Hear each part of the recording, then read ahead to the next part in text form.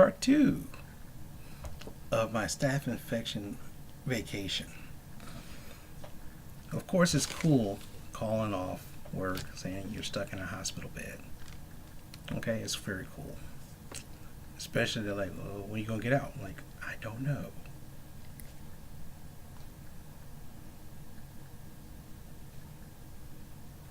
But anyway, so surgeon talks to me. Okay, fine. Next thing I know, the whatever. I forgot what they call it. Hematomas, whatever. Because of the fact that they say I have anemia. So they don't know if I had anemia normally or it's because of the infection. So then what happened is they had to draw more blood. No problem.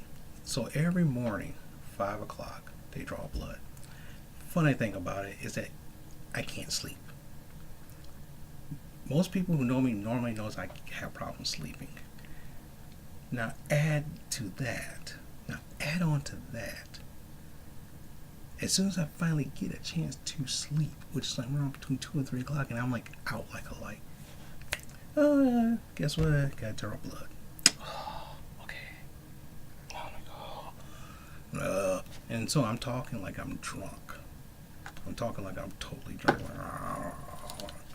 And waking up, oh yeah, then we gotta take your vitals. I'm like, okay. And guess what? As soon as after that happens, I could probably sleep for about an hour, and it's like 7 o'clock, and I'm like, I can't sleep.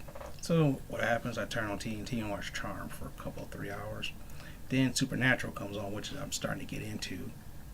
New TV show I'm starting to get into. It's been around for a while. Because I have nothing else to watch, and I'm not sleeping at all. I take little cat naps here and there, but that's okay. Now, what happened was Friday, 2 guys come in, and so what happens, the surgeon says, you know what? Well, I'm thinking your infections are coming from your colon. Have you ever had a colonoscopy? I'm like, no, I never had a colonoscopy. Okay, well, after all this over, I think we should investigate that. Okay. So what happened? He called in.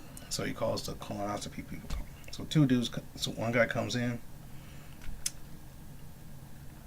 and this is where it's funny. It says, "Do you mind if I look at the area?" I'm like, "Okay, fine." Do you mind if I look at basically look at your ass? Now, like I said, it's kind of funny. If this wasn't a hospital, I'll be kind of freaking out. So basically, this guy was technically dealing with my ass. Yes, I know I said it funny, but it was kind of funny because he's like, like, okay, all right. Does this hurt? Like, no. Okay. So then he leaves. I said, wow, this is the first time some dude dealing with my ass. If he wasn't a doctor, I'd be really scared. He comes back with another guy, and I had to do the same thing all over again. I was like, So this guy wanted to make sure that this guy see the same thing so they can refer. So 2 guys was fiddling with my ass. Next morning, Saturday morning, 3 women. Same thing. 2 women come in, fiddling with my ass. Then the head person comes in to check to make sure those 2 did it. So Friday I had 2 guys dealing with my ass, and Saturday 3 women dealing with my ass. And I'm like, wow, I should get a cigarette maybe. It's not funny. I mean, it's funny, but it's a very serious thing. And it's kind of funny because it reminded me of a Robot Chicken episode where Optimus Prime dies of colon cancer, and they say, get your asshole checked. So, like, oh yeah, that's okay. But anyway, fast forward. So, it's 1:30, it's almost 1:30 in the morning, and about in half an hour I gotta take my medication. Maybe I should tape that. But anyway, no problem. So what happened is they said, okay, well, you gotta get a new PICC line. I'm like, yeah, I had one before, last year. Here it is. Yeah, this is what they call a PICC line. So technically it's like an IV for infusion. So what happens, but I hooked this up to a medication flows in there, everything's great. The thing is, it takes over 2 hours. Fine. As you can see, it's 1:30 in the morning, so when I hook this up, I'm going to sleep. Or try to sleep. Or watch TV and I'll probably fall asleep. Then I'll wake up in the middle of the night, can't go back to sleep after I take this thing off. But anyway, that's how it works. So I gotta get back, I was thrown off because of other things. But so now the plan is, so now I just saw my regular doctor today. Everything's good. So 4 to 6 weeks. I go back to work Tuesday. Then I explain to my bosses what I have to do and see if they're okay with it. If they're okay with it, I'll be back at work. If not, then I have another 4 to 6 weeks off. Another 2 to 3 weeks off.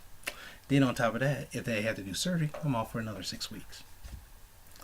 So like I said, I'm gonna be having a lot of time off. A lot of time on my hands too.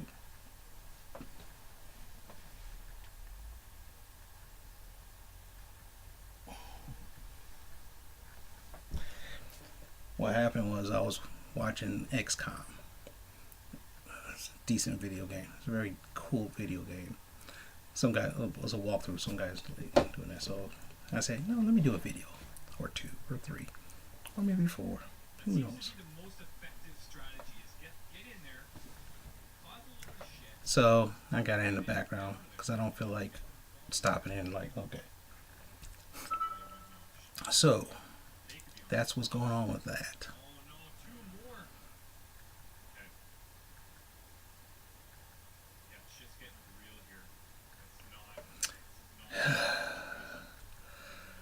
The joys of being in the hospital for a week, over almost 10 days. It also means that you forgot to pay bills. It's kind of hard to pay bills in the hospital. Yeah, I should have waited. I waited till I got home. Took care of that. Then, of course, paying the ER bill for Friday. And when they called me back Saturday, so they charged me twice. But I owed them for $100 before, so I had to pay them $300. That down. Then all of a sudden, I went when I was having those boils. I went to a clinic that's connected through that hospital. I was referred there, and guess what? They didn't do anything, and I got charged for $185. So I'm like, because the insurance didn't want to cover it, but they didn't do anything. I'm like, yeah. I don't like that either. So, it's fun paying out money. I mean, true, even if I work or don't work, I still get paid, but still this idea I'm shelling out money. You think about it, since you're not working, you're not driving back and forth, you're not spending all this gas money, you're not spending outside on food, you're still spending money. But that's okay. Thing is, I gotta take the vancomycin twice a day. So one day at night, another day during the day. So when I go back to work, I had to explain that to them and everything else. So even though I'm cleared to work, if they decide that they don't want me to do that at work, then that means I'm off for another couple of weeks. Then if I had to do surgery, I'm off for another 6 weeks. So I'm off for a lot of work. True, they might say, well, instead of doing that, you could do work from home, which I will be open to that this time around. But anyway, so to combat the anemia problem, syndrome, because they say I need iron, magnesium is low, so this has iron and magnesium. I wanted to buy the gummies, but they had no iron. Really. And they go, oh my god.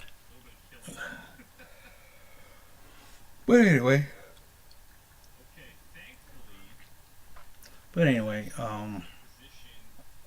Like I said, it's late.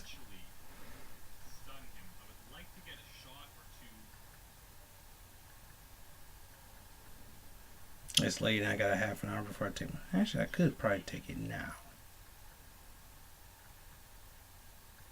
Yeah, I could take it now after this video is over. But one thing I will tell you is that I'm starting to learn the hard way that health is very important. Believe me. And plus, the staph infection is so insidious. It goes after the weakest part in your body, and then when it settles there, it eats and rolls away like acid. So, I mean, tell you the truth, I have arthritis in my hip already, so that could be damaged from that could have been damaged from the staph infection. I didn't have this problem, so all this time I've been feeling like stiff or a little dull pain. I'm thinking, is that could have been the antibiotic? It could have been that staph infection. Sorry. I'm late and I'm starting to babble, wabble. Okay. But anyway. Oh, I'm tired.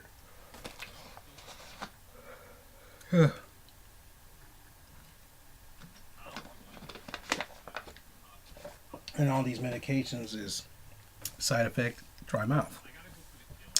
So I'm drinking a lot, and of course, you know what happens when you drink a lot. There you go. I don't have to explain it to you. But anyway, that's the stuff that's been going on with me.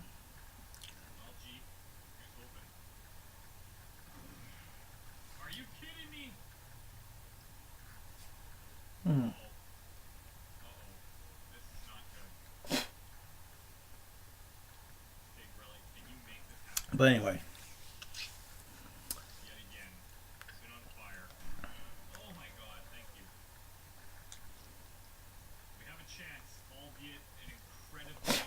But anyway, I'm going to stop this.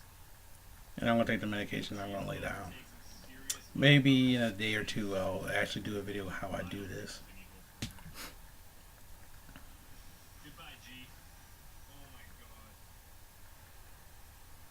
And the thing is, it is kind of annoying to have this, especially taking a shower. And I saw videos on how to take a shower with this thing.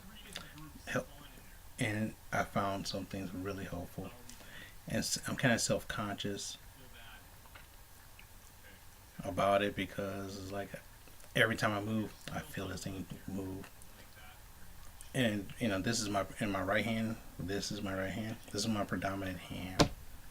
See, last time it was on this hand, it didn't matter. It didn't care. It didn't matter. It didn't care. I mean, true, I drive more with my left than the right. Ooh, that's kind of cool. I drive more with the left instead of the right. But now I'm driving with both hands like this, 10 to 2. But anyway, it's almost time for that limit because I don't want to verify. And I'll talk to you later.